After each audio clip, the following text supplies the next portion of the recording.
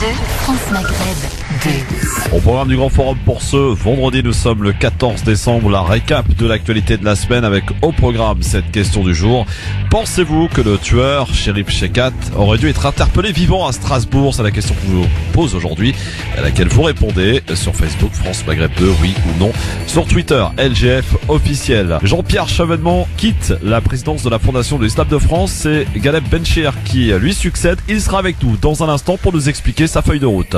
Retour sur le discours du président Macron qui a suscité diverses réactions tout au long de cette semaine. Et puis l'émir Abdelkader, un modèle de rapprochement entre l'Orient et l'Occident, titre de la conférence, ou plutôt de cette table ronde qui s'est tenue à Sciences Po mercredi.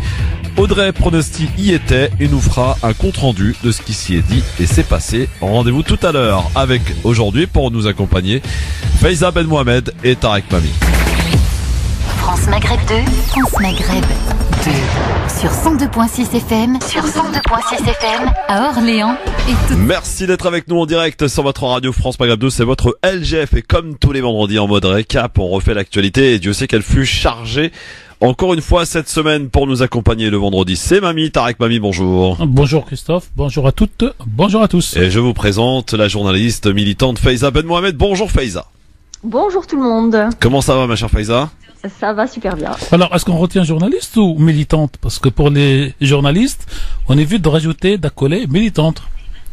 Alors, tu sais, je crois qu'il faut être honnête. Il n'y a aucun journaliste qui arrive à être neutre dans le papier. Oui. Et moi, je revendique vraiment cet avis que je donne parfois dans mes papiers, vraiment. D'accord. J'écris des papiers qui sont des papiers militants sur certains sujets. Alors, pas honte de le dire. Soyez les bienvenus en direct donc sur France Maghreb 2, cher Tarek. Vous devinez quoi? On va parler de quoi? De ce qui s'est passé hier soir, évidemment. Alors le problème, c'est que je suis presque content aujourd'hui, parce que pour une fois, non pas nous, à France Maghreb 2, qui avons cette habitude de faire plusieurs sujets, mais pour une fois, depuis 48 heures, nous ne sommes plus dans la mono-actualité, mais la presse française et la télévision d'information continue parlent de deux et demi ou de trois sujets en même temps. Donc un peu comme de l'ELGF quoi, par exemple. Oui, non, mais ils imitent LGF. Ouais. C'est pour ça que c'est pour ça que je suis content, parce que d'habitude ils ne parlent que gilets jaunes, qu'attentats terroristes, que musulmans islamistes, et là ils ont été obligés par la force des choses de parler de deux ou trois sujets en même temps, et qu'ils mélangent d'ailleurs parce qu'ils ne maîtrisent pas. Bon, alors si vous le permettez, une petite parenthèse, je vous propose d'accueillir, il est avec nous en direct en ligne, le nouveau président de la Fondation de l'Islam de France, monsieur Ghaleb Benchir. Bonjour monsieur Ghaleb Benchir. Bonjour et bonjour à tous nos chers auditeurs. Comment allez-vous, Ghaleb? Bien sûr, je vais bien, merci. Les auditeurs de France Culture qui connaissent très bien votre voix, ainsi que les téléspectateurs de France Télévisions, puisque vous êtes depuis plusieurs années en charge de cette émission Islam. Alors, comment s'est fait cette arrivée à la présidence de la Fondation de l'Islam de France? C'était pas franchement vous le premier choisi, Ghaleb Benchir? Alors moi, je vais, j'allais dire taquiner mon ami Ghaleb, pour lui dire, cher Ghaleb, comment on fait pour devenir président? Alors, on ne taquine que ce qu'on aime, dit le vieil adage. Exact. Et la taquinerie est une marque d'amitié. En réalité, on ne fait rien. Je vais trahir un secret entre un papa et son fils gamin. Mon père m'avait dit, fiston, ne cours jamais après les responsabilités. Et votre père qui était ancien recteur de la mosquée de Paris, rappelons-le, hein. Entre autres. Oui, et donc dans une réunion comme ça, dans une discussion de famille, encore une fois entre un père et son fils en train de l'édifier, ça m'est revenu. Il m'avait dit, écoute fiston, ne cours jamais après les responsabilités, mais si elles se présentent à toi, ne les fuis jamais, assume-les avec humilité, détermination et résolution. Et c'est ce que j'ai fait hier au moment du conseil d'administration. Après le départ de Jean-Pierre Chevènement, il fallait que la Fondation pût continuer ses travaux et il fallait donc la pérennisation de l'institution. Et on m'avait demandé d'être candidat et j'ai accepté.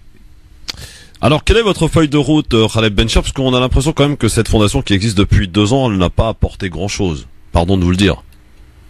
Non, c'est bien de dire les choses en transparence et en simplicité. Faire ce qui apparaît. Il faut rendre hommage, en dépit de tout ce qu'on peut raconter, à Jean-Pierre Chevènement d'avoir pu la mettre sur orbite.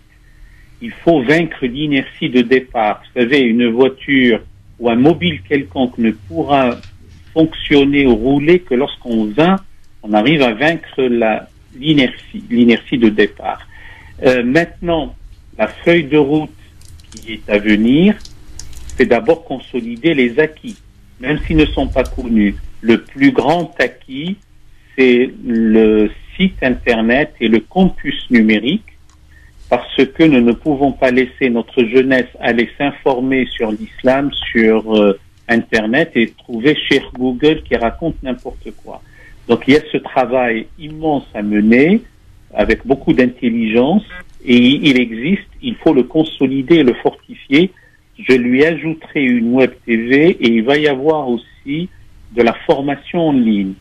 Par la suite, et là c'est une feuille de route, une université populaire qui va arrimer en quelque sorte le public français, quel qu'il soit, pour venir aussi découvrir la richesse de la civilisation et des cultures de l'islam d'une manière générale, et comme ça on va dirimer, on va pourfendre les thèses fondamentalistes et les insanités de l'extrémisme religieux.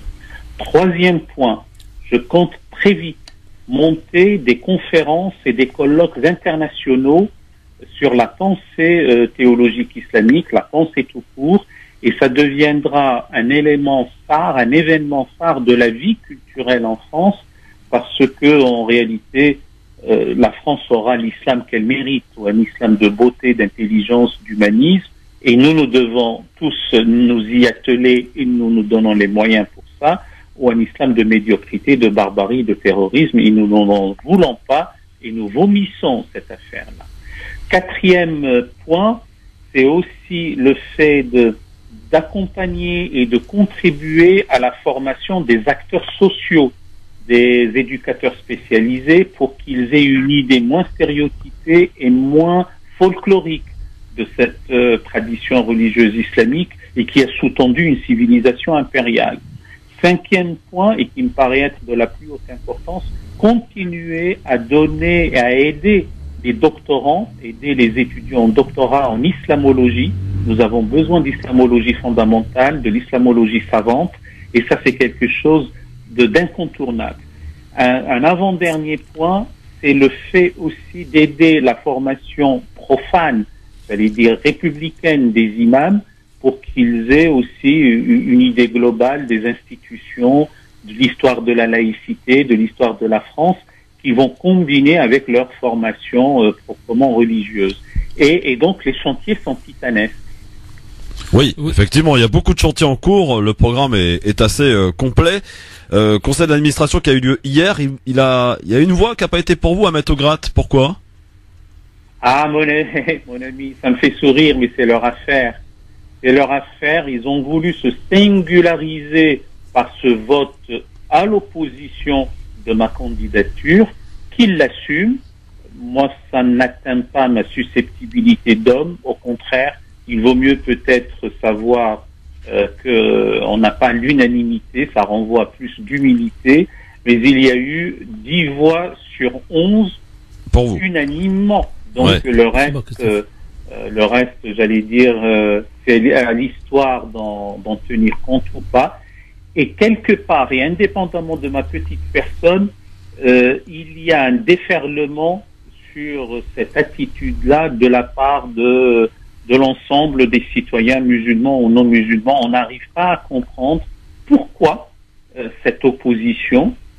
Je ne connais même pas quel est le prétexte derrière.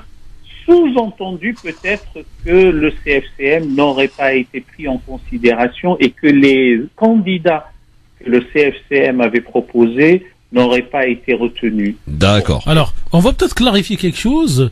D'abord, je remercie Christophe d'avoir soulevé la question de la voix que vous n'avez pas eue. Alors, est-ce que vous pouvez nous dire, en réalité, puisque nous ne le savons pas, De quoi et de qui est composé de ce conseil d'administration? Quelles administrations, quelles institutions, le nombre de personnes? Parce que est-ce que Monsieur Okras, qui a voté ou qui n'a pas voté pour vous, a voté au titre de sa personne, de son institution ou de l'organisme qui s'appelle CFCM dans sa totalité? Alors, a priori, le CFCM est représenté au sein du conseil de d'administration de la fondation. Donc, il a voté ès-qualité de CFCM. Et donc, de l'ensemble du CFCM. Donc, si j'ai bien compris, il a voté ès-qualité, disons qu'il a reçu mandat du bureau exécutif. Alors, s'il a reçu mandat, d'abord, est-ce qu'il savait que c'était ma candidature ou pas? Est-ce qu'il a reçu mandat pour être totalement dans l'opposition et dans le blocage? Je n'en sais rien, je ne serai jamais l'homme par qui la polémique arrive. Ça, c'est le premier point. Cher Galeb, donc nous, à France Maghreb 2, c'est pas dans la polémique, mais je vous remercie de votre réponse pédagogique. Donc, quels sont les 10 autres membres de ce conseil d'administration dont nous n'avons pas, en tant que citoyens, connaissance? Alors, vous les aurez tout de suite, je m'engage à la transparence la plus totale, ça va être sur le site très vite, si ce n'est déjà fait, de la Fondation, et je vous le dis, parce qu'il n'y a aucune raison que les choses, et vous-même, comme citoyen, êtes fondé et en droit de le savoir. Bon, je mets de côté votre serviteur, qui en est maintenant le président et qui a la charge et la responsabilité de cette institution. Il y a d'abord les représentants de l'État. N'oublions jamais que c'est une institution, j'allais dire, d'État, dans laquelle l'État est représenté, même si l'État est unique, il est représenté par 3 ministères. Le ministère de l'Intérieur, le ministère de l'Éducation nationale et le ministère de la Culture. Et ces 3 ministères sont représentés au plus haut niveau. C'est quasiment au niveau d'un directeur central. Deuxième, donc ça, on a déjà 3 voix, ou 3 représentants, 3 administrateurs. On a aussi le collège des fondateurs, des créateurs, si je puis dire, de la Fondation. Aéroport de Paris, la SNCF et un groupement qui s'appelle SCI, je vous dirai davantage comment c'est, parce que je ne le connais pas encore bien à ce titre. Je suis un piètre président d'emblée, et je vous le dirai dans les toutes prochaines heures. Donc on a 6 autres voix, et le reste sont ce qu'on appelle les personnalités qualifiées. On pense que dans notre pays, il y a des personnalités musulmanes qualifiées pour siéger au conseil d'administration de cette fondation. Il y a Kamal Kaptan, qui est le recteur de la mosquée de Lyon. Il y avait Tahar Benjeloun qui a démissionné et qui a été avec Jean-Pierre Chevènement et lui aussi étant parti. Il fallait suppléer donc ce départ par 2 autres présences. C'est le président de l'université de Pau et des Pays de la Dour, Mohamed Amara, un grand universitaire, un mathématicien, un homme de qualité, un grand intellectuel. Et puis Souad Ayada, qui est aussi une agrégée de philosophie, une intellectuelle de renom. Et alors, est-ce que j'ai oublié quelqu'un? On pourra voir de toute façon la liste complète. Najwa Al-Atsani, Arduini, qui est la nouvelle trésorière désormais et qui est un cadre chez Vinci et qui fut présidente du Club 21. Très bien. En tout cas, vous êtes engagé. On aura la liste donc de tous ces acteurs sous-marins quelque part sur le site donc de la fondation. Faiza, peut-être une question. Faiza Ben Mohamed qui est avec nous aussi, accompagné de Tarek Mami en ce vendredi. Oui, alors moi j'ai 2 questions. Je vais d'abord commencer mon propos par féliciter Monsieur Bencher pour sa nomination et son élection. Moi je suis déjà satisfaite du fait que on ait entre guillemets rendu cette fondation à la présidence d'un musulman. Je pense que la légitimité elle pose plus de problème en tout cas là-dessus. Après j'ai des inquiétudes. Alors je vais peut-être mettre les pieds dans le plat, mais je vais quand même poser la question. Monsieur Hakim El-Karoui, qui a produit un rapport intitulé La fabrique de l'islamisme, dans lequel il fichait nombre de militants contre l'islamophobie et dont je fais partie, en tant qu'influenceur islamiste et qui donc a disqualifié un certain nombre d'acteurs de l'islam de France, va-t-il avoir une part de travail au sein de la Fondation de l'Islam de France à vos côtés? Ça, c'est ma première question. Je vais vous laisser répondre, comme ça après je rebondirai dessus. Hakim El Karoui va-t-il travailler avec vous, Monsieur Benchir? Alors, à ma connaissance, il était ou il est toujours membre du comité d'orientation. Comme d'autres membres, le comité d'orientation de la Fondation est une institution dans l'institution qui comprend des intellectuels, des universitaires, des acteurs diplômés de tout ça. Et il en fait partie, ou il en a fait partie. Mais il ne fait pas partie du conseil d'administration pour l'instant. Et puis j'ajoute encore un point, c'est que moi, toute personne de bonne volonté allant dans le sens d'œuvrer d'abord pour fondre, dirimer, contrecarrer les thèses fondamentalistes et extrémistes, et surtout faire recouvrer à nos concitoyens musulmans leur dignité, leur honneur et surtout leur citoyenneté pleine et entière, par un travail d'éducation, d'instruction et d'acquisition du savoir, à titre personnel comme homme avant tout, je lui tendrai la main, donc indépendamment de Hakim El Karoui ou toute autre personne. Pour l'instant, on n'en est pas dans cette situation, on n'a pas eu le moindre contact. Deuxième question et dernière question d'ailleurs, Faiza.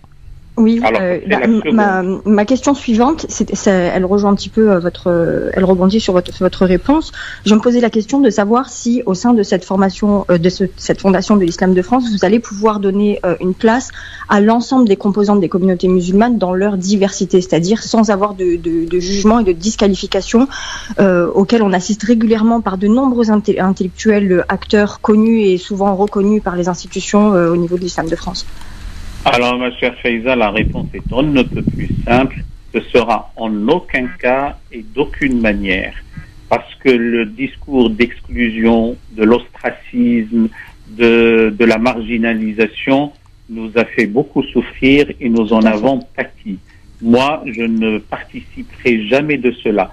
Simplement, et le simplement n'est pas une restriction, c'est qu'il se trouve que cette fondation, c'est une fondation laïque, j'allais dire profane, et sur des considérations éducatives, culturelles et sociales. Elle n'est pas, pour ceux qui ne le savent pas, il vaut mieux le préciser, j'allais dire de facture cultuelle ou religieuse.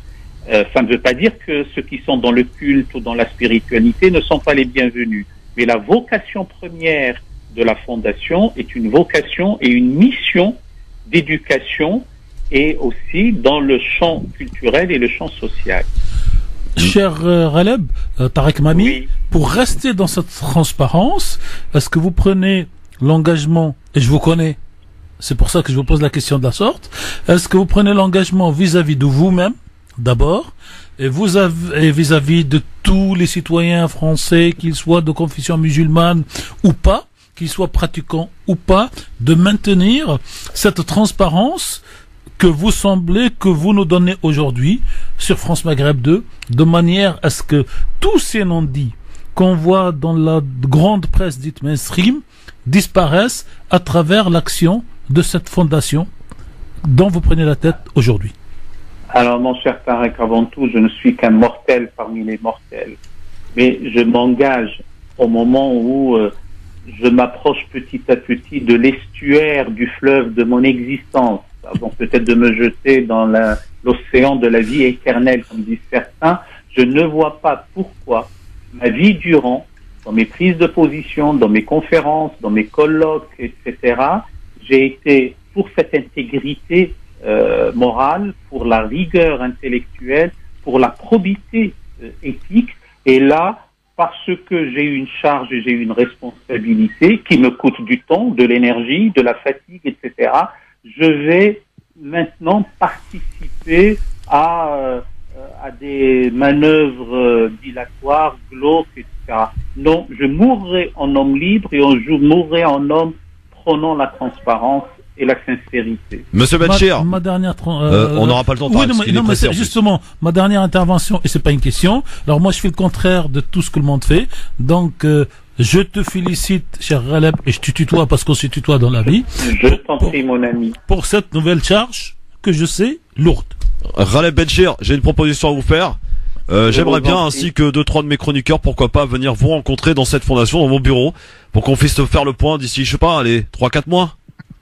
Alors même avant, vous êtes les bienvenus. Cette maison est la vôtre, et la maison de toutes les personnes, de tous les hommes et toutes les femmes de bonne volonté. Nous avons besoin d'aide. Je suis pas en train de quémander, mais nous avons besoin aussi de pérenniser, de sanctuariser, de garder l'autonomie de cette fondation. Et de toute façon, c'est votre maison et la maison des hommes et des femmes, encore une fois, de bonne volonté, musulmans ou non musulmans. Vous gardez votre émission sur France Culture et France Télévisions?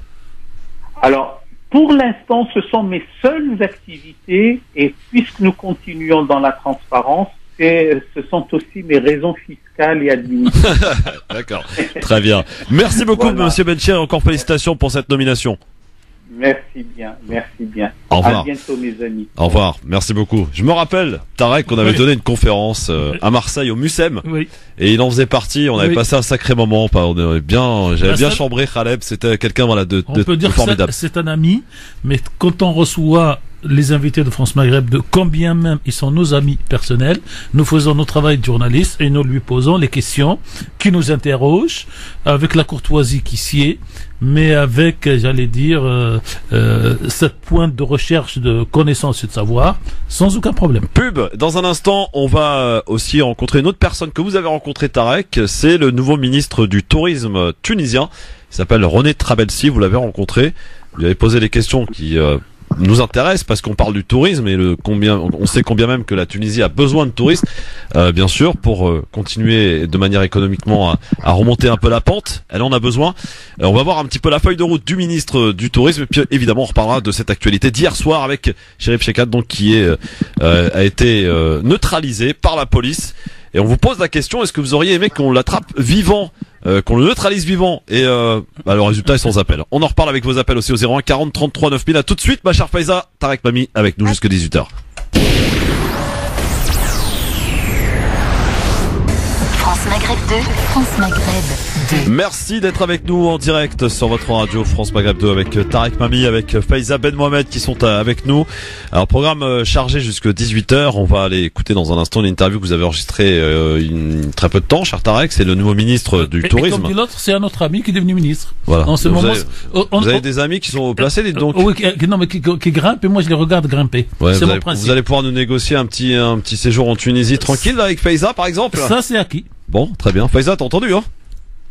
Moi, je suis partante, mon passeport est dans mon sac. Non, Après, vous- il est acquis parce que je lui dis qu'il faut que les jeunes franco-maghrébins qui se sentent proches de la Tunisie puissent venir à des conditions tellement intéressantes qu'ils peuvent venir, quoi. Bah moi, ce que je vous propose, cher Tarek, vous voyez, je vous prends comme ça en direct. On ira Est-ce- faire l'interview du Non, non, ministre, mieux que ça. du ministre dans ses bureaux à Tunis et on ira au maximum de l'équipe. Bon, ah bah super, ça me va. Très bien. Voilà, vous avez entendu, vous êtes témoin. On va négocier avec Super, ouais. avec Tunisair et avec le ministre. On va dire, on vient. Choisissez le moment où il fait le plus froid en France et on est bien là-bas, on a un petit peu de soleil. On prendra si les gilets jaunes font un acte 6. Ouais. C'est peut-être ça, c'est une bonne occasion pour nous.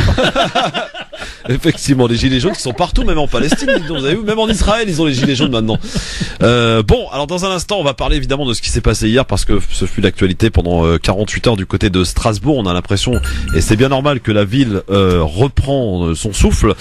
Mais juste auparavant, et avant que nous parlions aussi tout à l'heure, parce qu'il y a eu quelque chose, et on en parlait à Sciences Po mercredi dernier, sur l'émir Abdelkader, une table ronde qui a eu lieu, à laquelle a assisté Audrey Pronosti. Elle nous a ramené un reportage qu'elle nous livrera dans quelques instants, ainsi résumé de ce qui s'y est dit, ce qui s'est passé dans quelques minutes. Pour l'heure, donc, Colloque en partie financé par la fameuse IFI, la Fondation de France. exact.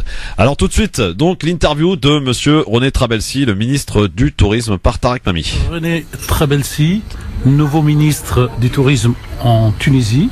Vous avez été donc désigné par le chef du gouvernement il y a un mois et vous êtes passé par cette nouvelle règle démocratique de la Tunisie devant le Parlement tunisien, parce qu'en Tunisie, il ne suffit pas d'être désigné par le Premier ministre pour devenir ministre. Il faut passer devant le Parlement et se faire, j'allais dire, élire à titre personnel et non collectivement à ce titre. Alors, quelle a été la réaction de savoir que vous alliez passer devant donc l'ARP, l'Assemblée des représentants du peuple tunisien, pour être jugé sur vous-même et non comme on fait en général en France, où c'est le Premier ministre qui présente tout le monde et tout le monde passe ou ne passe pas? Honnêtement, j'ai été charmé, mais surtout c'était une journée exceptionnelle et historique pour moi, parce que en fin de compte, le fait que les membres les députés votent pour vous, comme ils représentent le peuple, en fin de compte, c'est comme c'est le peuple qui vote pour vous. Et en fin de compte, en résumé, c'est le peuple tunisien qui m'a confirmé ma nomination de ministre de Tourisme et de l'Artisanat, avec quand même un nombre de voix très confortable. Et bien sûr, moi, je leur ai dit dans mon discours que je remerciais tous les députés de m'avoir fait confiance, et j'espère que j'aurai l'occasion de ne pas les décevoir, comme on dit. Alors, c'est une espèce en fait d'élection au suffrage universel à travers les députés du peuple. Exactement, c'est comme on a été dans les urnes et voté pour vous, c'est pareil, c'est comme si comme on les appelle, les représentants de peuple, qu'ils ont voté pour vous, et en fin de compte, on a été élus par le peuple. Alors, votre nomination est une nomination, j'allais dire commando. Pourquoi commando? Parce que vous avez un an et que vous avez des obligations à faire en un an avant d'arriver à vos objectifs. Dans quel état avez-vous trouvé, pour vous, la situation du tourisme tunisien le jour de votre désignation? Honnêtement, je vais peut-être vous surprendre. J'ai trouvé que l'administration du ministère du Tourisme bien outillée. Il y a des gens qualifiés, des gens de vraiment de très bon niveau administratif, technique, professionnel, et tout de suite on s'est mis au travail avec cette équipe-là. Ils ont toujours des réponses à toutes les questions qu'on pose.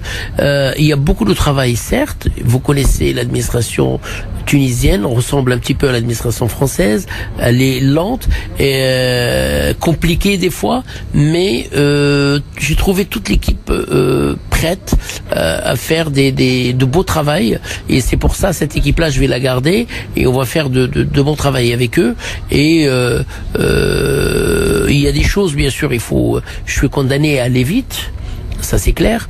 Il y a beaucoup de comment on appelle ça, des visites sur terrain, parce que je suis pas là à ce ministère pour rester au bureau. C'est pas vraiment mon style. Moi, comme vous le savez, je sors de privé. Alors je suis condamné à faire de l'action, et vous avez remarqué que tout de suite j'étais dans l'artisanat, de quelque chose qui était je sais que l'artisanat, il n'était pas vraiment mis en valeur dans le tourisme tunisien. On a été, la première sortie c'était Tataouine. Pour moi c'était quelque chose de très important. Tataouine, c'est un endroit exceptionnel, c'est vraiment le sud tunisien, et les gens attendent visite d'un responsable tunisien de cette région. C'est plus que 20% de la surface de la Tunisie, c'est le désert et le Sahara, c'est vraiment un paysage exceptionnel, magnifique, et je sais déjà, j'ai quelques idées sur ce qu'on peut apporter dans cette zone de Tataouine. J'ai rencontré des jeunes qui ont envie de travailler, qui n'ont pas envie de quitter la Tunisie, mais ils ont envie de travailler. Il faut qu'on leur amène de travail, il faut qu'on leur amène des touristes, et j'espère le plus vite possible on trouvera quelques solutions pour aller vite dans cette zone, et j'aurai d'autres visites très bientôt à Douze, à Gabès, à Romrazen, à Touzer, Gbelli, Gafsa, Sidi Bouzid, Siliana, Jandouba, Kef, tout ça c'est le tourisme tunisien, c'est toutes ces villes où ils ont tous un peu de tourisme et un peu d'histoire exceptionnelle. Monsieur le ministre, en Tunisie, l'année de référence, m'a-t-on dit tout à l'heure, est l'année 2010. Alors, est-ce que vous lancez le défi, le challenge de dire d'ici aux élections prochaines, j'espère pouvoir ramener ce chiffre étalon qui circule partout dans la presse touristique, en Tunisie et surtout à l'étranger. Je vous dis honnêtement, on n'est pas sûr de tout de suite de ramener, de faire cette comparaison de chiffres. Tout ce qui nous intéresse, c'est que augmenter le nombre de touristes par marché. Et déjà, on a commencé aujourd'hui par le marché français, qui est très important pour nous. Et comme vous avez dit, 2010, c'était 1 400 000 de touristes français qui sont arrivés en Tunisie. Aujourd'hui, on est à 800 000. Il nous manque 600 000 pour rattraper 2010. C'est beaucoup, mais déjà, il y a un objectif d'1 million de touristes français pour 2019. Déjà, quand on arrive à ces chiffres-là, ça veut dire qu'on a gagné déjà une bataille. Mais si chaque marché, on progresse, disons, de 10%, je pense que les chiffres seront vraiment honorables. Et moi, j'ai confiance parce que j'ai senti un peu, en sondant un peu les tours opérateurs et les hôteliers et les agences de voyage tunisiens qui nous disent, qui nous confirment qu'il y a une demande extraordinaire sur la Tunisie et il y a une augmentation permanente. Monsieur le ministre, vous savez que les jeunes citoyens français originaires du Maghreb, qu'on appelle les franco-maghrébins, voyagent en groupe aujourd'hui, et quand un jeune Tunisien décide d'aller en Tunisie, il va amener avec lui ses amis d'origine marocaine, d'origine algérienne, d'origine africaine. Est-ce qu'il y a aujourd'hui un travail, une réflexion, une perspective pour que ce marché destiné aux jeunes de moins de 25 ans qui aiment le Maghreb et aujourd'hui la Tunisie, ce qui est une façon de faire pour augmenter cette part de marché français à travers cette niche particulière qui est maghrébine dans sa tête, qui aime la Tunisie et qui n'attend qu'une proposition concrète. Venez cet été et cette année en Tunisie. Est-ce qu'il y a cette lumière qui s'allume dans votre tête? Oui, bien sûr. Vous me connaissez avant, dans les privés, j'avais toujours ces idées avec, je dis toujours qu'on exploite mal notre diaspora, disons, nos Tunisiens en France, qui sont nombreux, mais partout, dans toutes les villes françaises, on parle de plus d'1 million de Tunisiens à l'étranger. Moi, j'avais une idée, ça fait des années de ça, quand il y avait cette crise après 2015, c'est faire un grand voyage groupé pour 3 jours comme ça, et on appellera ça un Tunisien et un ami. C'est-à-dire que chaque Tunisien amène un ami à lui, qui peut être africain, qui peut être juif, qui peut être français, qui peut être chrétien, et il le ramène avec lui, et on fera vraiment un grand événement en Tunisie. C'est que le Tunisien qui ramène un ami pour le faire visiter cette Tunisie, et bien sûr on pense à un événement très prochainement pour sensibiliser les jeunes non tunisiens en France, et qu'ils sont ramenés par leurs amis. Chaque Tunisien a un ami, un copain, un frère, un beau-frère, une belle-sœur qui n'est pas tunisienne. Et c'est cela qui nous intéresse, et ça peut faire un bon effet pour la promotion de la Tunisie. On lance le pari, on y va tous ensemble? On y va tous ensemble, bien sûr, entre Tunisiens. Merci, monsieur le ministre. Merci. Voilà pour cette interview donc de monsieur René Trabelsi, le nouveau ministre de la Tunisie. Voilà, qui est donc le nouveau ministre de la Tunisie, et vous l'avez entendu, qui donc nous invite donc en Tunisie. Mine de rien, paysan, on a eu 2 invitations là, à aller dans le bureau de monsieur Khaled Benchir et puis aller partir en Tunisie. J'ai une petite préférence pour la deuxième, si vous permettez, mais moi, bon, je prends les deux, moi je prends les deux, évidemment qu'on prend les deux, mais voilà. Un petit peu de soleil, ça ferait pas de mal, pas de chaleur, parce que là, il fait caille, je sais que vous êtes dans le sud, Faiza, mais nous ici à Paris, comprenez qu'on souffre, quoi. C'est dur. Ah on souffre aussi, là en ce moment il fait pas chaud ici. Je faisais 5 degrés ce matin, franchement ça piquait. Ça pique. Bon, alors merci d'être avec nous en direct sur France Maghreb 2. Alors vous le savez, c'était l'actualité d'hier soir, c'est Chérif Fekaton qui a été neutralisé par la police du côté de Strasbourg.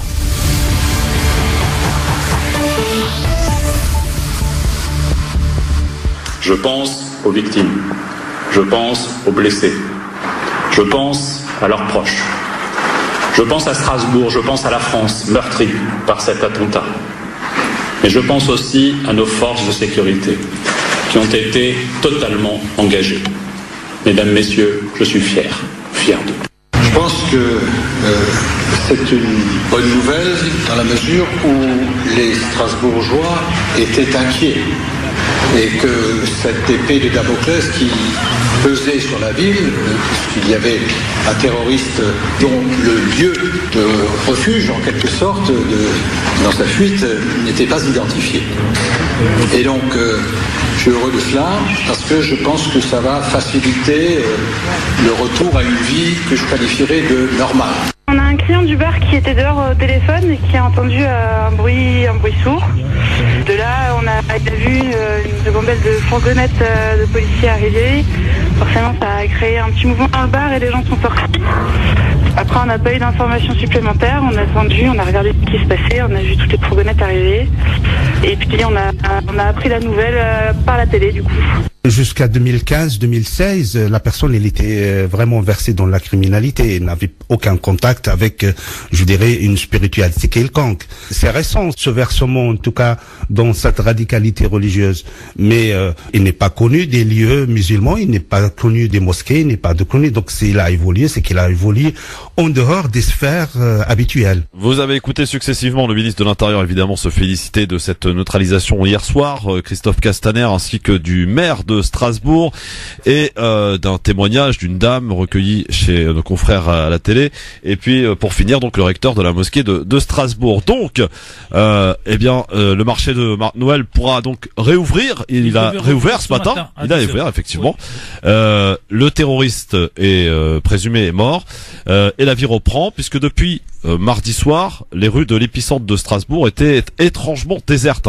Elle était en quasi état d'urgence sans que le texte juridique ne soit prononcé. Et notamment cette fameuse place Kléber que beaucoup connaissent, ceux en tout cas qui ont déjà été à Strasbourg. Oui. Voilà. Alors, il est donc mort tué par des policiers hier soir dans son quartier après 2 jours de traque. Le procureur de Paris en charge de cette enquête terroriste a donné en fin de matinée une conférence de presse pour annoncer que 2 nouvelles personnes étaient en garde à vue. 7 personnes au total sont interrogées par les policiers. Rémi S est aussi revenu sur la neutralisation, selon le terme officiel du terrorisme, d'hier soir. Écoutez le procureur. C'est comme je vous l'ai dit, une patrouille de police qui a remarqué à 21h, marchant rue du Lazaret, un homme dont le signalement pouvait correspondre à l'auteur des faits. Celui-ci, qui a détecté la présence du véhicule de police, a alors fait mine de rentrer dans l'immeuble situé au numéro 74 de cette rue. La patrouille a emprunté la rue du Lazaret en sens inverse afin de se rapprocher de lui. Les fonctionnaires ont alors remarqué qu'il ne parvenait pas à ouvrir la porte de l'immeuble et que sa tenue vestimentaire ressemblait à celle du signalement. Ils se sont alors signalés en faisant état de leur qualité de policier. L'individu s'est retourné, pointant son arme, semblable à celle utilisée mardi soir, dans leur direction pour tirer. Un projectile a atteint le véhicule de police au-dessus de la portière arrière gauche.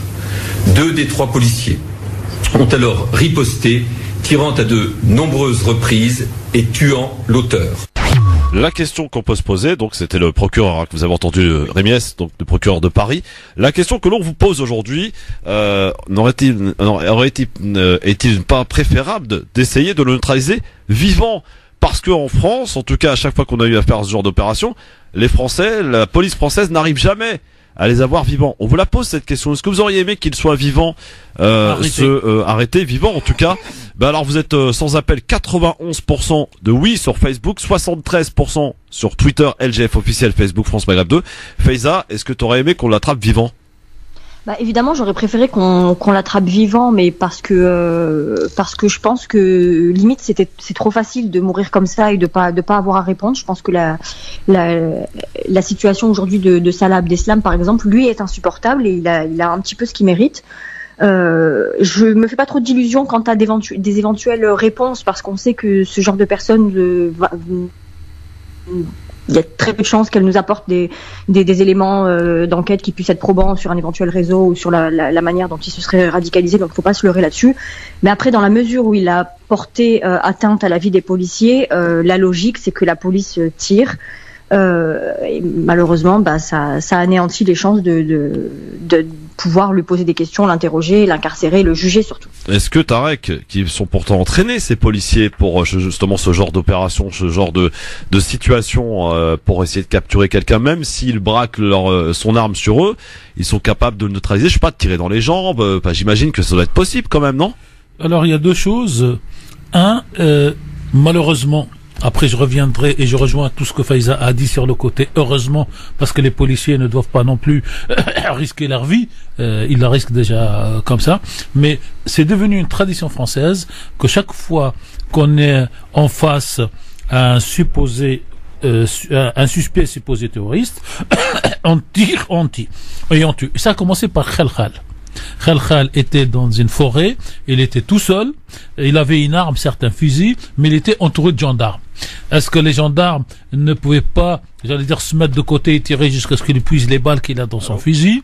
Est-ce qu'ils ne pouvaient pas lui tirer dans les jambes ou dans la partie basse du corps? Je ne sais pas, et il est mort. Mais le cas le plus flagrant pour moi, c'est le cas de Mohamed Merah, qui était enfermé dans sa maison. Ouais. À Toulouse. Est-ce qu'on ne pouvait pas éteindre, couper l'électricité, couper l'eau, l'encercler parce qu'aucune personne ne peut tenir 2, 3, 4 jours, et surtout s'il n'y a pas de nourriture, et surtout, est-ce que la police française n'est pas équipée d'armes incapacitantes ou même de beaucoup de, on l'a vu sur les Champs-Élysées la semaine dernière, de bombes lacrymogènes, de manière à ce qu'il y a un mot technique policier qui m'échappe, qui est inondé. Est-ce qu'on pouvait pas inonder la surface de l'appartement avec inhaler du gaz via aussi les ventilations? Oui, non, mais des trucs pas mortels, mais même anesthésion. Même la bombe lacrymogène, si vous en jetez, je sais pas moi, une quinzaine à l'intérieur, personne physiquement ne peut tenir, ça ouvre la porte et on l'arrête. Surtout dans le cas de Merah, avec ses trajectoires, ses voyages, les soupçons qu'on a qu'il a été approché par les services de renseignement français.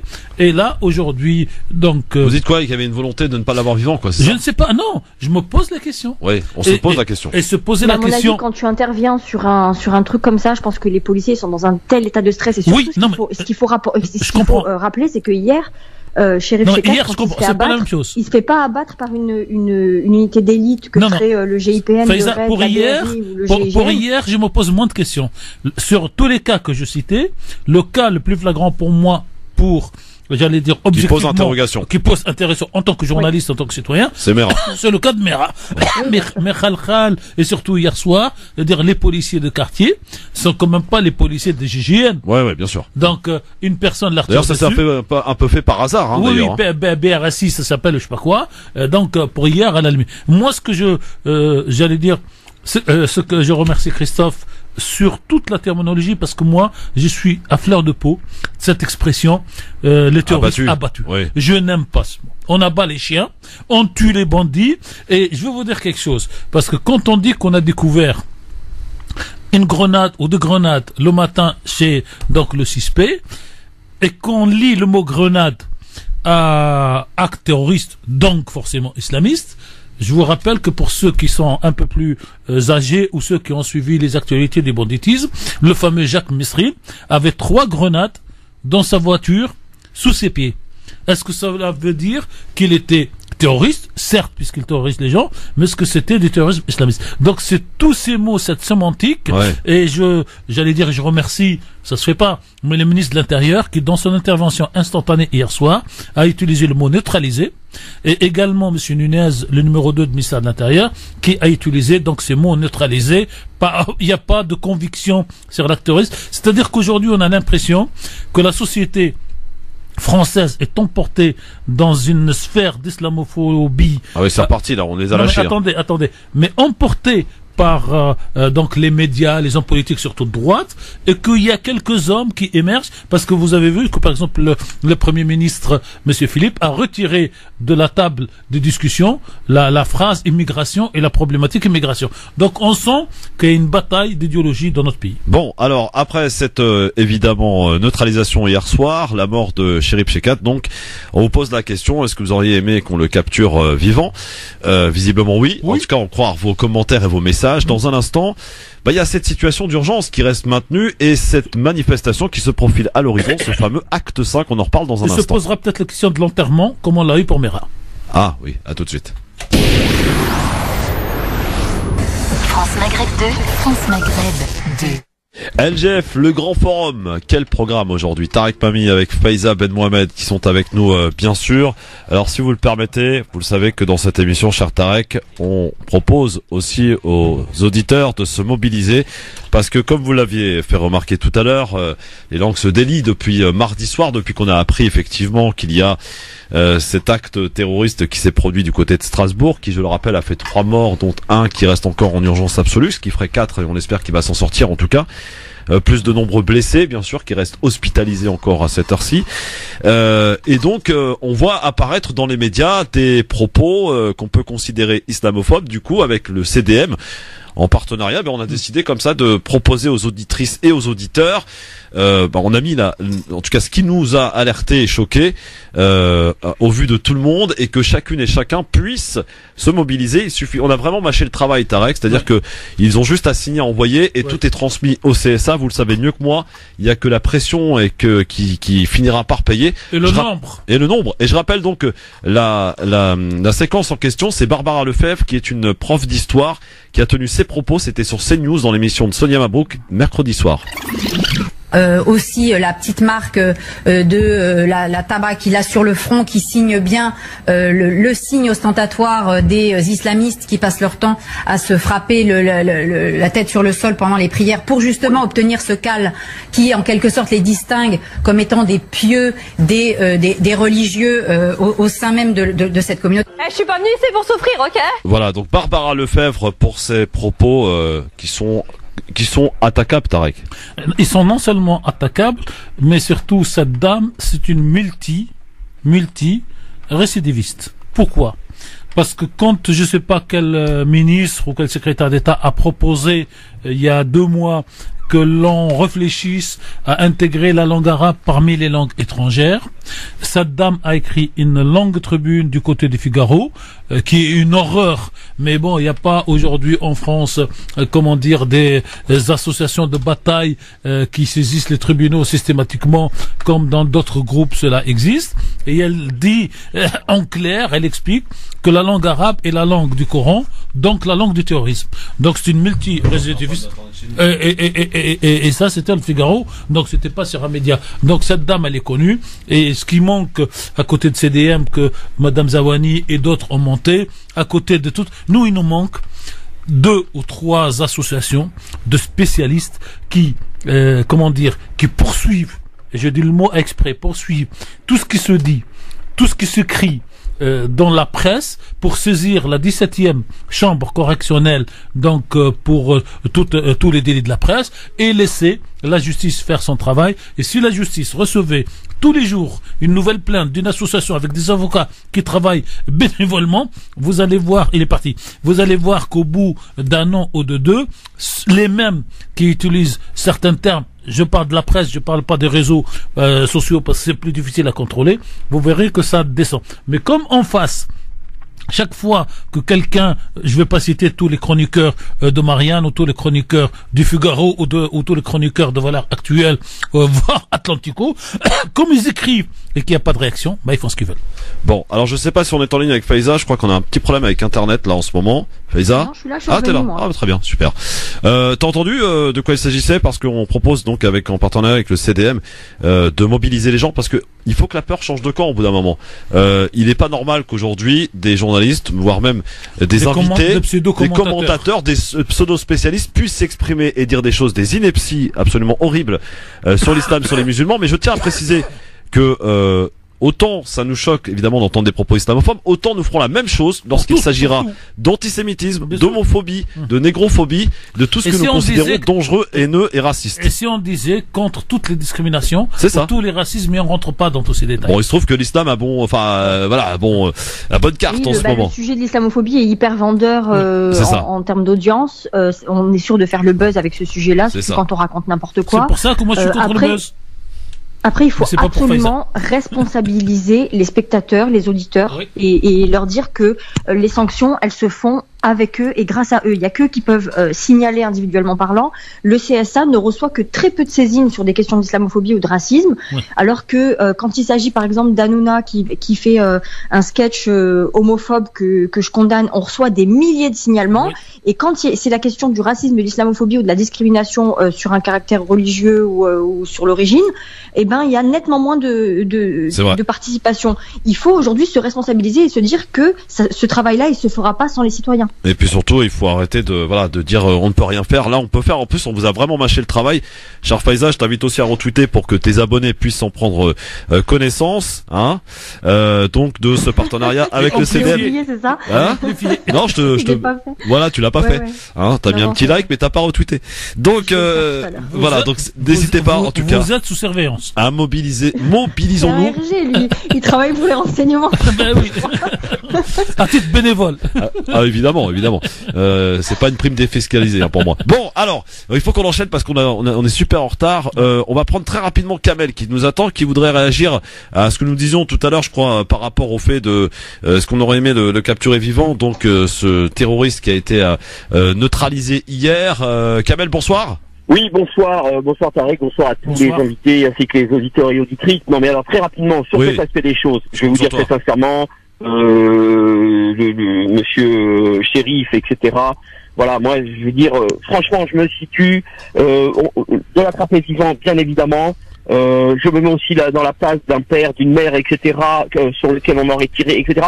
J'aurais aussi ce Roland et de vouloir flinguer le type qui a fait ça. Voilà, je ferme la parenthèse parce que j'ai pas envie de m'étaler là-dessus. Je voudrais par contre vous dire que par rapport à l'engagement citoyen, je vais vous dire, j'ai un engagement citoyen, j'ai saisi le CSA, enfin je suis en discussion avec eux pour vous dire la chose suivante.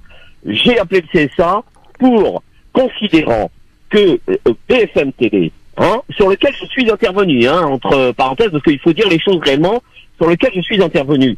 BFM TV, nous leur faisons porter une responsabilité quant aux dégâts, etc., qui ont eu lieu sur les Champs-Élysées, et je m'en explique. Pourquoi? Parce que plusieurs associations avaient appelé à des rassemblements pacifistes dans différents endroits de la capitale, Madeleine, République, Bastille, etc., et qu'ils ont reçu très officiellement par l'AFP et par les organisations des documents, des communiqués, etc., relayant tout ça, mentionnant qu'ils étaient autorisés par la préfecture, et ils n'en ont pas parlé.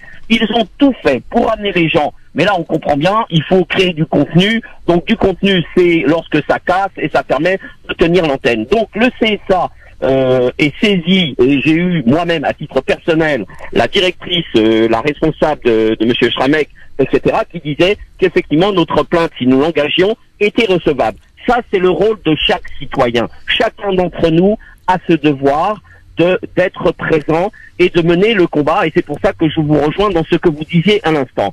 Concernant un autre aspect des interventions que vous avez eues tout à l'heure sur votre antenne, alors là je réagis très fortement.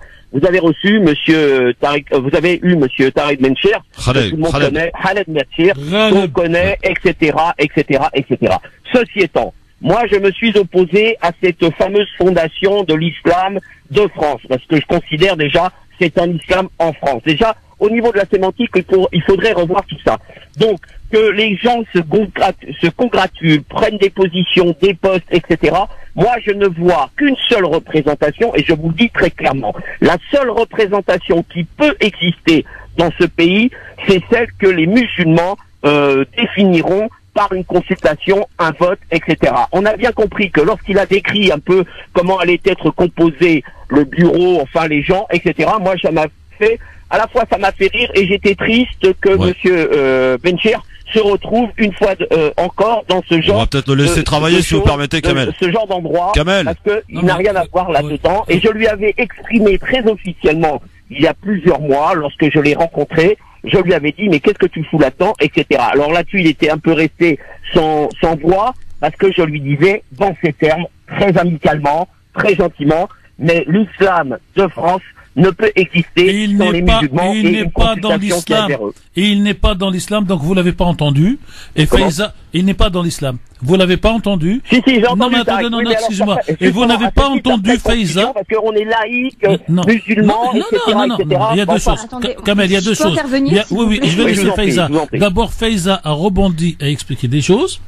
Ensuite, et je laisse Faiza parler, après j'interviendrai derrière, sur le fait qu'on a marre, et c'est Tarek Mami qui parle, de ceux qui viennent critiquer le travail des autres. Tu fais un travail extraordinaire, et tu as la chance et la possibilité de t'exprimer sur chaque opération sur France Maghreb 2. À côté de toi, je viens de dire qu'il n'y a pas d'association qui dépose des plaintes contre tous ces discours islamophobes au tribunal, à la 17e chambre correctionnelle. Donc moi, je te félicite toi, je félicite Monsieur Béchir, et je féliciterai celui qui fera l'association demain, parce que tout seul, ni toi, ni moi, ni personne ne peut rien faire. Excuse-moi, Faiza, excuse-moi. Excuse-moi, Faiza. Il va y avoir une instrumentalisation, mon cher Tarek. Il va y avoir une instrumentalisation. C'est son problème. C'est son problème. Faiza, à toi. Excusez-moi, Faiza. Ne discutez pas, ne discutez pas. Non, c'est pas le genre de la maison. On se connaît depuis 25 ans, donc c'est de la bonne dispute. Avant l'appel et l'interview de Ghaleb Benchir, j'étais un petit peu dans la position de Kamel à me dire quelle est la légitimité, comment est-ce qu'ils vont faire, est-ce qu'on n'est pas encore une fois en train de nous vendre un truc qui va normer le discours de l'islam, disqualifier les femmes voilées, le manger halal, le ci, le ça. Et en fait, tout à l'heure, ce qu'il a dit et qu'il faut vraiment retenir comme étant une vérité pour la suite, il a dit « Nous n'avons pas vocation à représenter culturellement les musulmans ». Donc il faut retenir ça et se dire que cette fondation, qui est financée, il l'a dit tout à l'heure, par l'aéroport de Paris, la SNCF, et au sein duquel le ministre de l'Éducation nationale siège notamment, et avec d'autres institutions, n'a pas vocation à contrôler le culte musulman, à le gérer et à le représenter. Donc, il a donné la feuille de route, il a été très clair. On est complètement culturel, ils vont faire des conférences, a priori, ils vont faire je sais pas comment on peut dire ça, le rayonnement de la culture musulmane. Ils font ce qu'ils veulent, mais en termes de représentation religieuse, ils s'en désintéressent, c'est ce que j'ai compris tout à l'heure. Donc en fait, il faut... on a tous compris ça. Voilà, sur le culte, c'est pas eux. Pardonnez-moi, mais comment s'appelle la structure ? La fondation de l'islam de France. Mais moi, merci. Voilà. Donc les confusions, les artifices de langage, etc., c'est de prendre les gens encore pour les idiots utiles de la République. Et nous ne sommes pas les idiots utiles de la République. Kamel, est-ce que vous le savez mieux que moi d'ailleurs, est-ce que vous ne savez pas qu'aujourd'hui, quand on dit dans l'histoire de l'humanité islam, il y a la partie culturelle et culturelle qui sont mélangées. Vous le savez. Alors arrêtez de rire. Allez, salut Kamel. Ciao. Alors, il faut qu'on aille très vite parce que vous savez que la France reste en urgence attentat. C'est le niveau en fait le plus élevé du plan Vigipirate. Pour autant, les manifestations Tarek ne sont pas interdites et donc demain, les gilets jaunes qui occupent des ronds-points, l'entrée de zones commerciales ou encore des péages d'autoroute, depuis un mois, les gilets jaunes donc doivent défiler dans les centres-villes, malgré les nombreux appels à cesser le mouvement, des appels en interne. Certains gilets d'ailleurs estiment qu'en effet que Madame Macron a répondu à une partie de leurs revendications.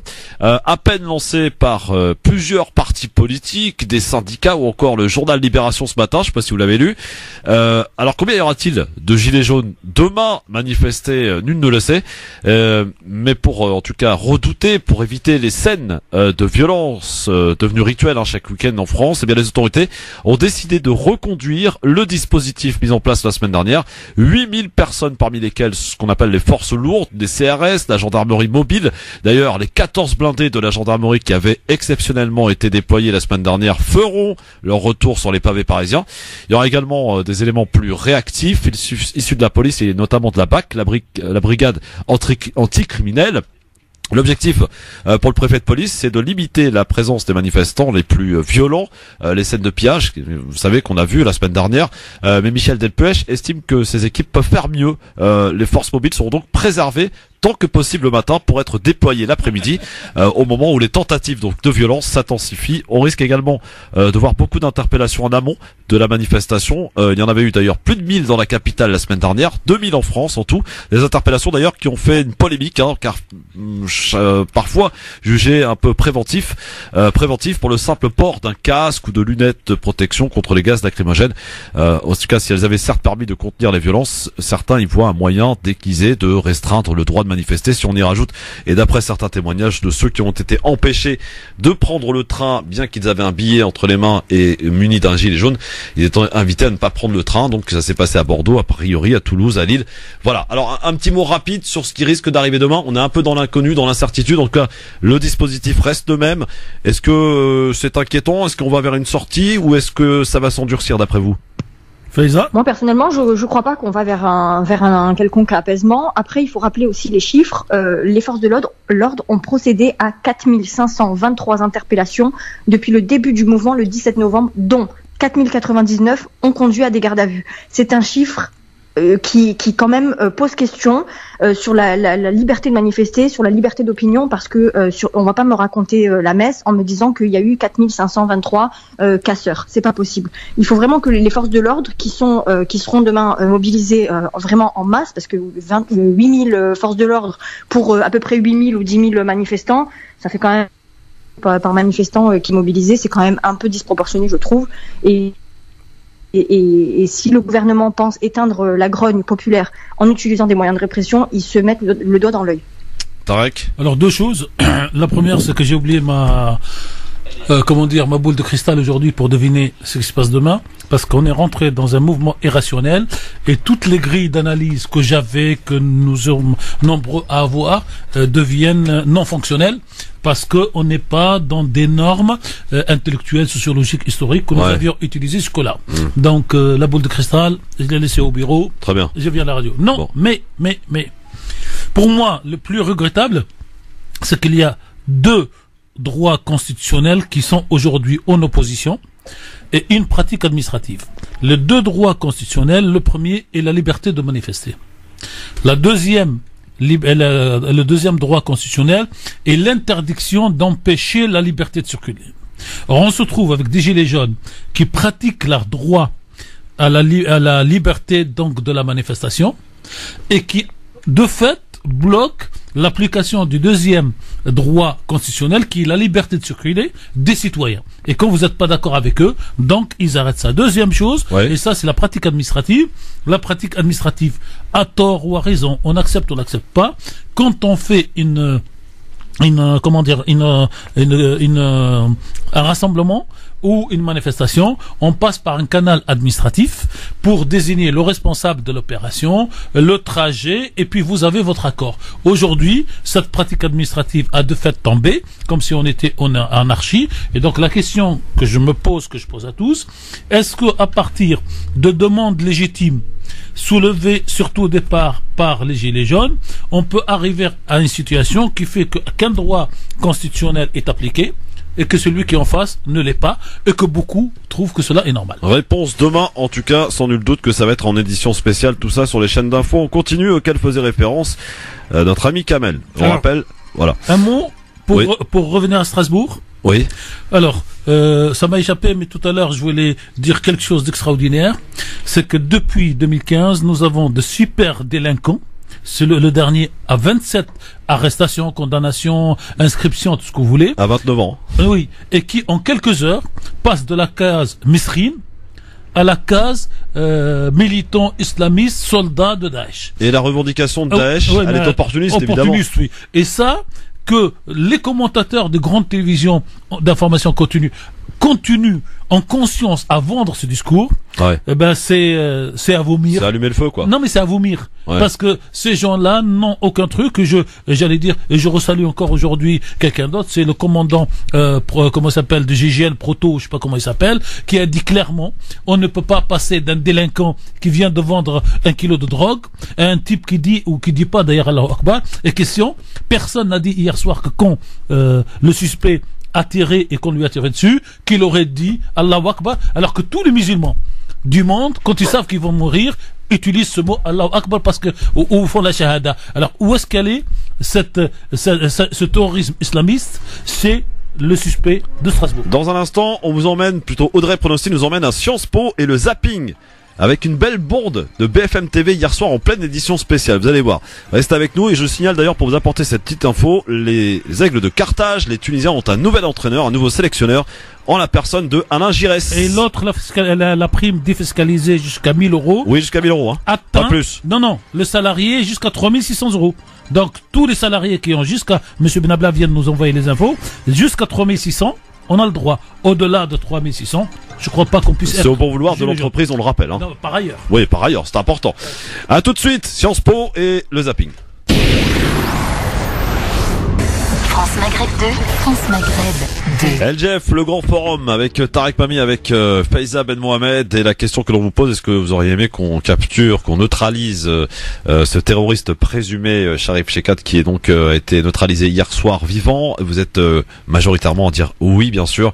91% sur Facebook, 73% sur Twitter, LGF officiel sur Twitter, France Maghreb 2 pour Facebook. On va parler maintenant de l'émir Abdelkader que beaucoup connaissent.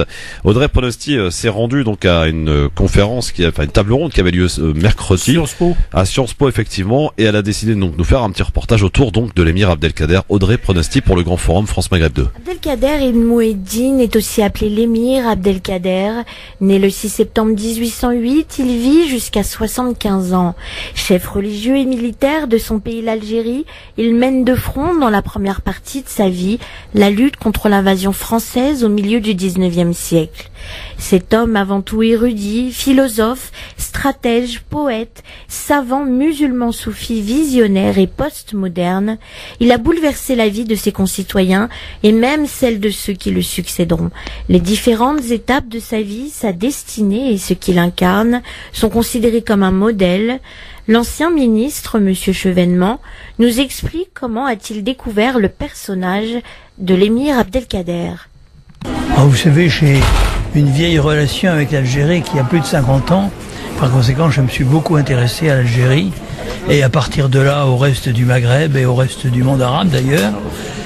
Abdelkader est une figure vraiment exceptionnelle que j'ai appris à connaître dans un livre qui m'avait été offert par Bruno Etienne jadis, mais je le connaissais aussi par Jacques Berck, qui était un de mes amis alors et un de mes inspirateurs. Par conséquent, je me suis intéressé à la figure de l'émir Abdelkader. Par conséquent, j'ai pu admirer toutes les facettes multiples de ce personnage absolument exceptionnel qu'on peut voir à travers son parcours historique, mais aussi à travers son parcours spirituel. C'est un modèle. Voilà un homme qui n'est pas mu par de bas intérêts ou de basse passion, ou même par l'amour du pouvoir. C'est un homme qui se vit dans une autre dimension. Et je pense que sa vision du monde qui réconciliait quelquefois les contraires, mais aussi les religions, et notamment les religions du livre, cette vision de l'islam mystique qui était la sienne, est certainement la meilleure manière de penser l'islam contre ceux qui veulent le détourner de sa nature profonde. La particularité de cet homme est son profond respect de ce qu'on appellera plus tard les droits de l'homme. Même ses adversaires à l'époque chrétiens firent l'objet de toute sa générosité humaniste. Il sauva cette communauté d'un massacre imminent à Damas en 1860, une date qui marqua les esprits par son exemplarité. Mustapha Cherif, ancien ministre de l'enseignement supérieur, universitaire et islamologue, nous raconte en quoi cet homme reste contemporain à notre société. Il est d'actualité. Tout ce qu'il nous a dit, c'est aujourd'hui que cela se réalise. Il était visionnaire.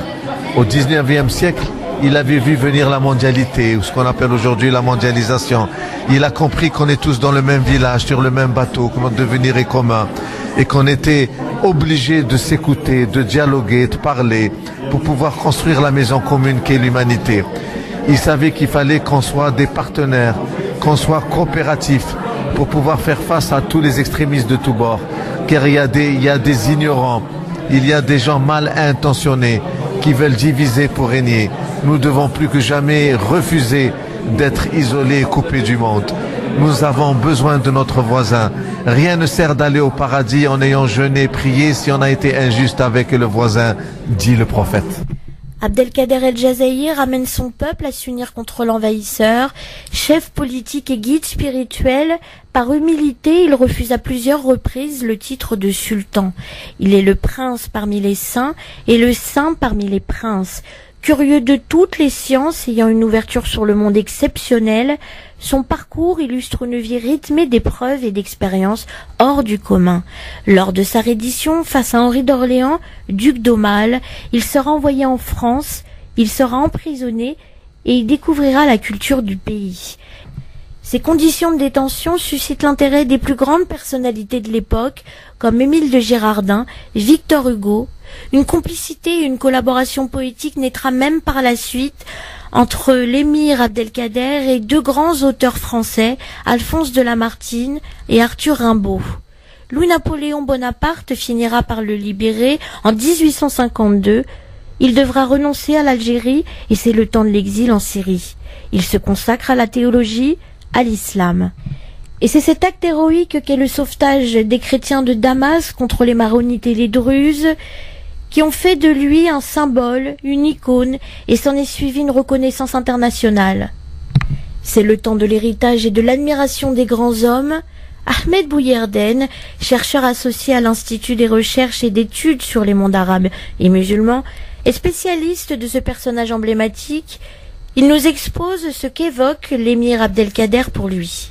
C'est un rapport à la fois personnel, je l'ai dit, donc c'est quelqu'un qui m'aide à me structurer en tant qu'individu. C'est quelqu'un qui m'aide à continuer à espérer dans l'humain à une époque où on a des raisons de désespérer de l'humanité. Et enfin, c'est aussi un personnage qui me permet de me réconcilier à la fois avec moi-même, avec mes origines, avec ma culture d'adoption et m'ouvre de plus en plus. Plus je découvre et plus je m'ouvre vers les cultures et toutes les cultures du monde. Enfin, si l'on constate une chose commune à toutes les personnes qui ont étudié l'histoire du personnage d'Abdelkader, c'est que ses préceptes sont toujours d'actualité. Merci pour ce reportage, donc un bon reportage donc de Audrey Pronosti sur l'émir Abdelkader que beaucoup évidemment connaissent. Allez, oui. Pour finir. D'abord, pour finir, moi, je voudrais dire deux choses. Il y a un zapping là, rapide. Oui, avant de laisser, je me tairai après, je laisserai notre ami Faiza clôturer. Alors, je me fais engueuler par les auditeurs de Marseille qui me disent, Monsieur Mami, ça fait 3 semaines que vous n'avez pas salué vos auditeurs à Marseille. Christophe nous envoie les coups à cause de l'OM PSG. Vous avez encore perdu hier soir. Hein, oui, bah voilà, donc ça devient dramatique. Donc les auditeurs ont retenu ça. Ouais. Par contre, vous avez oublié de nous saluer. Alors je salue toutes les auditrices et les auditeurs de Marseille. On les oublie pas, ils sont dans notre cœur, même si Christophe ne partage pas. Mais non, mais en moi, termes je pense de à foot, tout le monde, moi. En termes de foot, Dijon, Clermont-Ferrand, partout. En termes de foot, je continue. Et le deuxième, donc merci à Anan qui nous transmet donc un tweet d'une auditrice Sonia qui me dit, Monsieur Mami, je vous rappelle que la nouvelle loi antiterroriste prévoit que les périples meurtriers sont considérés comme des actes terroristes. J'approuve le fait que les actes donc sont qualifiés de terroristes, sauf que moi, je dis que dans la presse mainstream, on lit le mot acte terroriste à islam. Et là, c'est pas dans la loi. Et la deuxième, c'est que c'est pas la nouvelle loi antiterroriste, mais la nouvelle loi sur la sécurité qui a repris beaucoup de la loi d'urgence. Et je me tais. Non, taisez-vous pas. Écoutez ce qui s'est passé dans le zapping hier soir sur TF1. Un effet de très mauvais genre. En effet, hier soir sur BFM TV en pleine édition spéciale. Après donc la mort de Chérif Chekat du côté de Strasbourg, voici qu'une chanson de Bob Marley et pas n'importe laquelle s'est glissée en dessous. Et ben ça a provoqué la colère des téléspectateurs. BFM TV a présenté ses excuses, mais écoutez la scène quand même hier soir, c'est assez ahurissant. Daniel Cerdan. Oui, en fait c'est un gars qui était complètement estelé. Parce que à 6h du matin, les gendarmes viennent avec la DGSI faire une perquisition. Et en fait, il n'avait plus aucun contact. Je trouve que sa sortie et aller aborder une femme, ça me surprend. Mais je pense qu'il n'avait plus de contact ni avec sa famille, ni avec ses camarades radicaux. Donc il s'est retrouvé tout seul. Et on a l'impression que c'est un gars qui a erré, est sorti de cet immeuble, parce qu'on le voit près d'un immeuble, et qui a été abordé une dame. Donc ça me surprend un peu pour un individu tel que lui, cet assassin. Peut-être que sa blessure oui. Alors là, c'est la chanson de Bob Marley que tout le monde connaît, hein, n'est-ce pas, Faiza? C'était hier soir sur BFM TV. Je vous jure que ça s'est passé comme ça, en direct. Et je sais pas si c'est un coup du technicien ou de je ne sais qui a voulu s'amuser, mais en tout cas, je pense qu'il va passer un sale quart d'heure lorsqu'il va être rattrapé. Hein. Il a déjà été suspendu. D'accord. Bon, j'avais loupé un épisode, d'accord. Il a été suspendu. BFM a fait un communiqué ce matin pour expliquer qu'il a reconnu, à prendre avec des guillemets, parce que c'est lui qui dit, c'est une erreur de manipulation. Après, moi hier soir, j'étais devant BFM quand ça s'est passé. Ouais. Je t'avoue que sur le coup, ça m'a fait rire parce que je me suis dit, mais qui a osé faire ça? Et puis en fait, après, quand tu réfléchis à froid, tu te dis que peut-être que ça peut être perçu par les familles des victimes, notamment comme un manque de respect. C'est comme ça que ça a été perçu, en effet. On est quand même sur un attentat. Bah oui. Mais après, il y a une enquête de BFM qui a été diligentée. Le technicien est suspendu jusqu'à nouvel ordre, et eux, ils se sont évidemment excusés pour cet acte qu'ils qualifient de grave. Et à voir pour les suites. Après, est-ce que ça nécessite une suspension, un technicien qui perd son travail? Après, on est bien conscient qu'il nous prend pour des idiots quand il dit erreur de manipulation. Je veux dire, la chanson, elle est quand même, à shot de shérif. Le gars, il s'appelle Chérif Shekat. Ouais. C'est un choix délibéré. C'était pas choisi, par hasard, quand même. C'est pas au hasard. Il a pas passé du Fianso ou du Joule à l'antenne. C'est ça. On est d'accord. Bon, dommage, on n'aura pas, parce qu'on n'aura pas le temps. En tout cas, dans le zapping, il y avait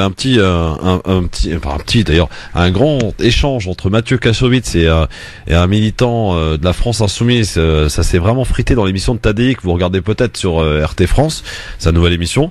Et puis il y avait d'autres choses, mais bon, tant pis. On avait aussi l'écœurement par rapport à Ford de Bruno Le Maire, le ministre de l'économie.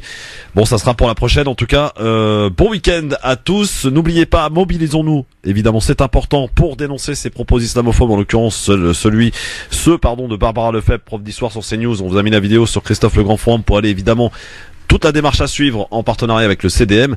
Donc n'hésitez pas tout au long de ce week-end. On va signaler en masse et on va faire en sorte que la peur change de camp. C'est très important, et que justement tous ceux et toutes celles qui parlent de l'islam et des musulmans avec beaucoup de légèreté et beaucoup de tranquillité, et que pour eux ça ne comporte aucun risque, et bien que ça change. Et c'est à nous de faire changer les choses, à nous par notre action. Alors mobilisons-nous, allons-y, et faites-le et faites passer le message. Et ça a été fait d'ailleurs, tant mieux. Et puis bon week-end à tous. Lundi, invité député En Marche. Il sera notre invité dans l'entretien du LGF, s'appelle Aurélien Taché, et il sera avec nous donc dans cet avant-dernier entretien de cette année 2018, qui approche à grands pas, cette fête de fin d'année bientôt, et on les espère bonne et studieuse et reposante pour beaucoup d'entre vous. Bon week-end Tarek, merci beaucoup. Merci Faiza, bon week-end. Bon week-end tout le monde. À mercredi. À mercredi. Bonne soirée, le rappel de l'actualité avant de retrouver dans un instant notre ami Nabil. À 20h, l'émission Parler Islam avec Samir Abslam. Pour l'heure, le rappel de l'actualité de ce vendredi soir. La musique Charbi. Ah oui, notre ami Youssef Hasmail, pour de la musique Charbi Andalou même, entre 22h et minuit. Donc tout un programme ce soir, restez bien, c'est là que ça se passe forcément. France Maghreb 2. Bonne soirée Marine Garel pour l'info, bonsoir. Bonsoir à tous. Une 4e victime de l'attentat de Strasbourg est morte des suites de ses blessures. Cette 4e victime était en urgence absolue dans un état qualifié de critique. Une 5e victime est en état de mort cérébrale. 11 autres personnes ont été blessées, dont 4 étaient encore hospitalisées ce matin, selon le procureur de Paris. Et 7 personnes sont en garde à vue, 4 membres de la famille de l'assaillant qui a été tué hier soir et 3 membres de son entourage proche. Hamak, l'agence de propagande de Daesh, a déclaré que Chérif Shekat faisait partie des soldats du groupe État islamique. Emmanuel Macron, le chef de l'État, se rend à Strasbourg en fin d'après-midi après l'attentat sur le marché de Noël. Le président de la République souhaite venir soutenir les familles des victimes et rendre hommage à leurs proches décédés ou blessés. Journée d'action aujourd'hui à Paris à l'appel de la CGT qui appelle les Gilets jaunes à rejoindre le syndicat dans un mouvement de grève de grande ampleur. C'est pour la centrale le seul moyen de peser de façon efficace sur le gouvernement. La CGT invite également ses membres à se rendre partout sur les ronds-points où il y a des Gilets jaunes. Manifestation pour réclamer notamment des hausses de salaire. Et puis acte 5, demain de la mobilisation des Gilets jaunes. 8000 policiers, gendarmes, CRS ainsi que 14 véhicules blindés seront comme samedi dernier déployés à nouveau dans la capitale. Quelques 61 lycées sont perturbés cet après-midi, dont 12 totalement bloqués. C'est moins que ce matin. 105 lycées étaient perturbés, dont une trentaine totalement bloqués. Un an après l'accident de car scolaire à Millas dans les Pyrénées-Orientales, la journée sera consacrée à des hommages. Une marche blanche a débuté cet après-midi. Elle s'est terminée par un lâcher de ballon. Dans 1 heure, il y aura une messe en hommage aux victimes. Cet accident entre un car scolaire et un train avait fait 6 morts, mais aussi 17 blessés. Météo France, place en vigilance orange, neige et verglas, 8 départements du nord-ouest. Ce premier épisode de verglas qui pourrait être accompagné de neige est attendu entre 8h et midi demain matin. France Maghreb 2, service, info, musique, divertissement. France